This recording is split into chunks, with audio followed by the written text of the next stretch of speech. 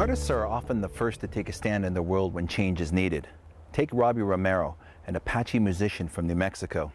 He has spent most of his career singing and protesting at international gatherings such as the UN Climate Change Conference in Copenhagen.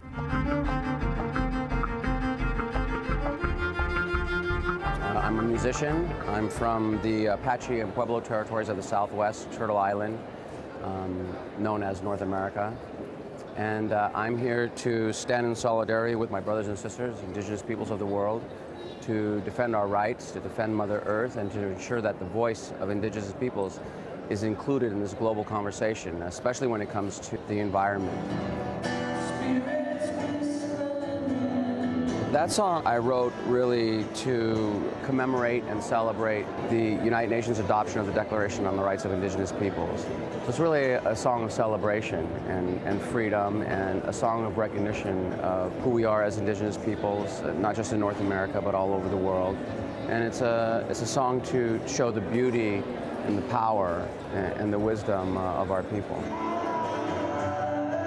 What's going on here is, some people have figured out ways to present false solutions to climate change, to spin the issue, to hijack the environmental movement for bottom line profits for a few. And if the Earth is going to survive this attack by human beings on her, then we really need to stand up and protect our last remaining wild places. The citizens of the world continue to look at the Earth as a commodity to be bought and sold, and simply as a resource, we're in trouble.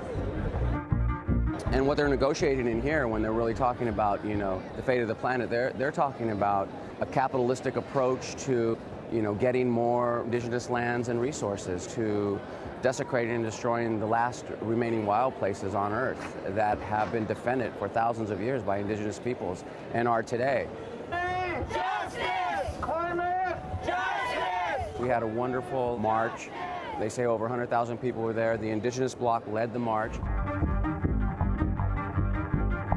discussing the fate of a planet that nurtures all life and provides us everything we need.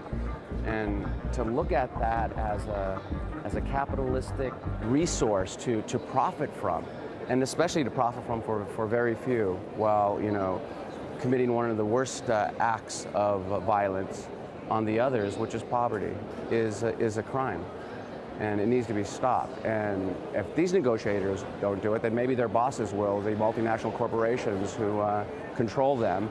And if they don't, I'm really calling on the citizens of the world to stand up, stand in solidarity with Indigenous peoples, and defend our mother, the world, for future generations. No right! No right! No right! No right! I can understand the frustration when you have heads of state who are running around here in limousines and flying in on private jets and deciding, things that are going to affect the 7 generations to come.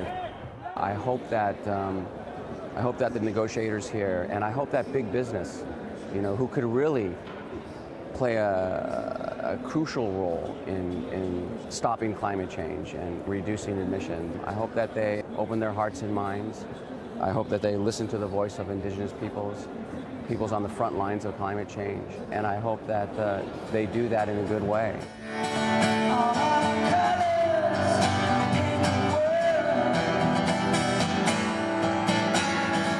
Join us next week when we head to Western Canada, where we meet a First Nations community that's working to keep a proposed mine out of their traditional territory.